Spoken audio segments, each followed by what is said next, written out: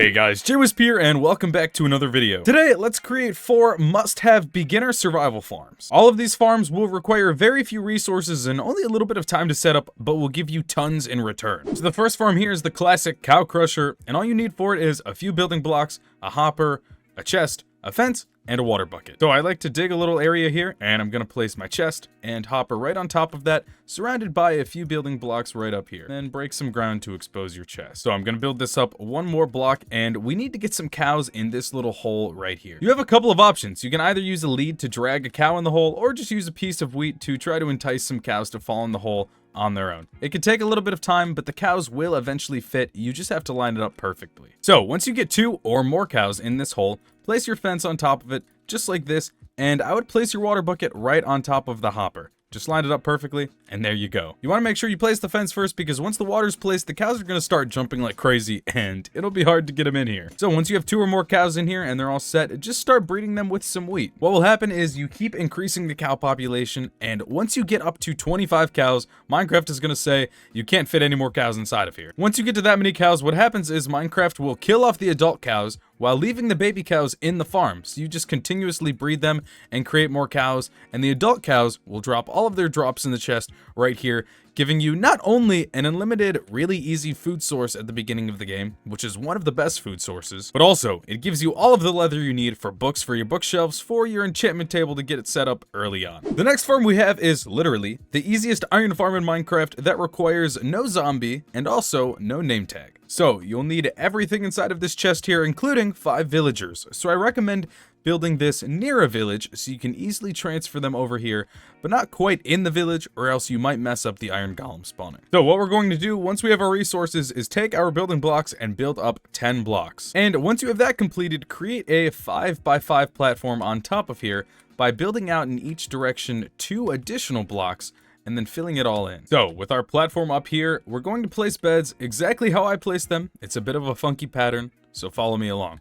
Right on the edge here, 1 block from here, we're going to place a bed, place another one in this direction, and then place the last 3 just like this. So this is the bed formation we have on top of the platform. So with the beds in place, we're going to take our building block and place a 1 block high wall around the beds just like this, and then on top of this, we're going to place a 2 block high wall of glass. Once your farm looks like this would be the point in which you get your villagers in the farm, and there's a few really easy ways we can do this. What I recommend to start off with whatever method you're doing is just to start from the farm and create a descending staircase down to the ground so your villagers have a way to get up. Now, frequently people use a rail and minecart system to haul villagers all the way from the village into the farm, but that can take a long time. So I'm going to show you guys my preferred method, which requires many less resources. Once you're in your village and find your villagers, just place a boat on the ground, and villagers are more than willing to go in the boat with you, and then just use the boat to haul them near the farm. Now, boats cannot go up blocks, but we can easily go down, so we just have to make sure we have a direct path to the staircase.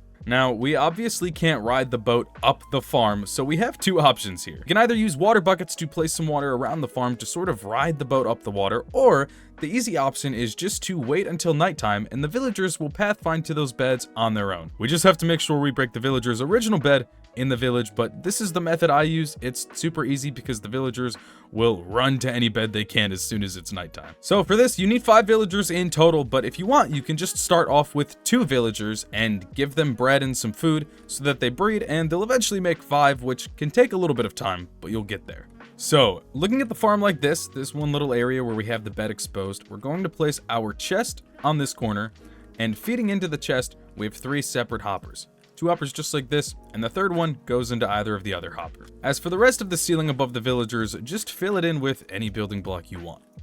So we're almost done with the farm. At this point, take any wall of your choice and build a 3 block high wall around this entire perimeter of the platform. Now from here, we're going to place our signs just like this. 1 here, 1 here, 1 here, and 1 here. This will help contain the lava in a 1 block area. And then in this corner, place your water to flow right where the hopper is. At this point, the farm is completed, but we need to do something to activate it first. To sort of activate the farm, you want to make sure your villagers have slept in their beds at least once so that they claim the beds as their own.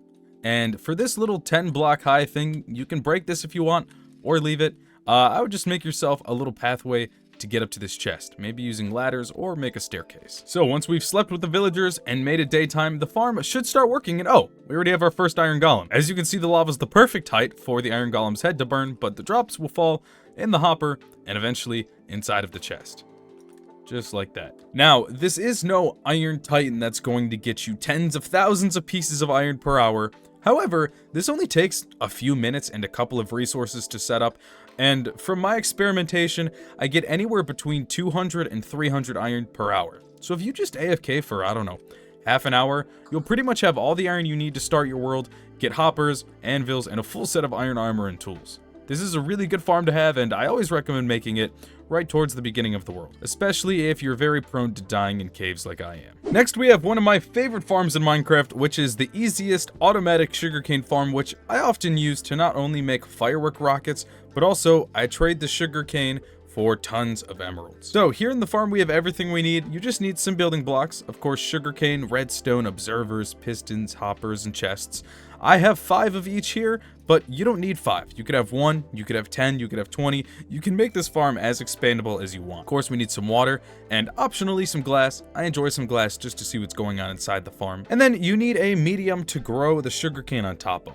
Dirt and sand are obviously the easiest, but mud will actually make this farm a little bit more efficient because occasionally, like 10% of the drops will be lost, but if you use mud, you can collect those drops a lot easier. So I'll show the farm design with mud, but I'll show you how to adjust it if you only have sand or dirt. We're going to take our 5 blocks here, just like that, and then we're going to create a little casing right behind the blocks and fill it up with water so that the sugarcane can grow. Right on top of the water, we have another layer of building blocks, and then facing the sugarcane, we have the pistons. Right behind the pistons, we have another layer of building blocks, and go for your 5 observers and place them on the last pixel of the piston, just like this, so that the observer has its little eyes facing forward. The observers are going to see when the sugarcane grows and trigger the pistons to shoot out, breaking all the sugarcane, automatically depositing. So right behind the observers, we have our 5 pieces of redstone, just like that. Now, if you're using mud, what you're going to do is place a chest just like this right here, and then of course, have your 1 hopper going into the chest and the other ones going into the main hopper. Mud will allow entities to flow through the block, so as you see here, if I throw entities on the block, they just go straight into the hopper and then in the chest. Now, dirt and sand obviously don't have this functionality, so if you have dirt or sand, this is what you're going to do. To make my life easy, I like using a water bucket instead of hoppers, so I'll just place 1 water bucket there, 1 there, and then we can just have a chest right here, and I'll place a hopper like this. You can place 1, 2, however many you want, but yeah, the drops are going to go in the water, and they'll go in the hopper, just like that. Pretty easy. And then to finish it off, I usually just cover the front and sometimes the ceiling in glass, and the building block I chose just to make my life a lot easier.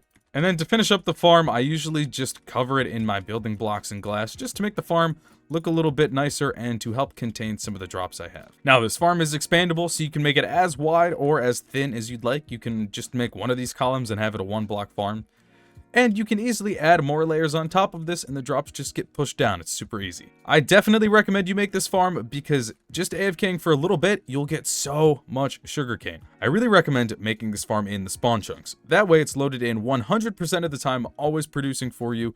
And even if you have a small farm like this, it's going to give you more sugarcane than you'll ever need. Our final farm today is literally the easiest XP farm you can set up right in the beginning of the game that only requires what you see in this chest right here, which is basically nothing. So to start off, you probably want to be in a nether wastes biome where all of these zombified piglins are spawning. So we're going to dig ourselves a 5x4 hole, and we're going to dig this down 5 blocks total and hollow out the whole thing. With that, we're going to go to one of the wider 5-block walls and make a little insert just like this, and then take some of the netherrack you have from hollowing this out and place 12 netherrack right in the middle of the hole, just like this. Finally, take some of your slabs and cover up the entire part of the floor here. So you can take some of your ladders and place them just like this to get back up to the surface. And then with our netherrack, this is what we're going to do. We're going to fill in a little bit of this pit just like this. 2 blocks tall. We're going to go on both of the sides here, as well as the back. So this is what your pit should look like right now. So next, take 3 of your building blocks and place them just like this to help mark out the pit versus where we're going to be. And then we're going to take trapdoors and place them just like this. Of course, trapdoors are our best friend here, because with them placed like this, we can obviously see there's a hole, but mobs won't think there's a hole, and they're willingly going to fall in for us. So now you're going to take your building blocks and place them just like this. We're going to create almost like a little ring right around our little ladder here. And we're going to fill this in and have some blocks around the pit looking just like this. Now, on top of all of our building blocks, we can create a second layer, completed by a couple more ladders and a trapdoor right there, as well as one ladder either on this block or this block. This is just so we can get up here really quickly. Doesn't really matter where you place it. So now we're going to head in our little hole, and right here we're going to place 3 more blocks, followed by the rest of our slabs covering the ceiling here. This is going to create the perfect sized little gap for us to be able to hit the zombified piglins without them being able to get to us. So we'll be hitting them from right here. So what you can do is, if you're really feeling brave, hit them with your sword, or we just go on top of our farm like this and hit any of these zombified piglins with our bow. And we can then watch the magic happen as they all fall in this pit trying to get to us. Now, I would just sit here and wait for a couple of minutes and let all the zombified piglins from around the world pile in. They're going to be mad at you for a while, so we're going to get a lot. Come on, you two, get in the hole. Come on. So with our pit totally filled up like this, you can safely head down here because they're not going to be able to get to you, and just slash them all. Right now we're at 1 XP level, but over time we're going to slowly take them down one by one, and it's going to give us not only a ton of XP, but I guess also a good amount of gold and some rotten flesh, which I can feed my pet dog. In no time, just like that, I have a bunch of XP as well as some pretty good loot, honestly. Now, after a couple minutes, and once you've killed them all, zombified piglin aren't going to be rushing in here because they're not going to want you anymore. So, now that more zombified piglins have spawned, even though they're not mad at us, we can just go up to one, hit them, and the farm can continue its process. I love watching this. It's so funny. And, you know, this isn't the best XP farm, but it's definitely one of the easiest ones to set up, and it gets you a lot of great items in the process. But there we have it, 4 survival farms in Minecraft that are super easy to set up and give you tons in return. Now, if you want to see more easy farms like this and step-by-step tutorials, check out my second channel, linked down below or on my channel's page. It's called Whispy, and I'm going to be uploading all of my farm tutorials from here on out on there, so this is probably the last farm tutorial video on this channel. I really appreciate all the support over there, and since it's a much smaller channel and a lot more of a chill vibe, I can respond to a lot more of your comments over there and talk to you guys and have some fun. But that's all for today's video. If you found it useful, please consider leaving a like and subscribing, as it really does help me out. But my name is JWhisp, and that is all for today's video.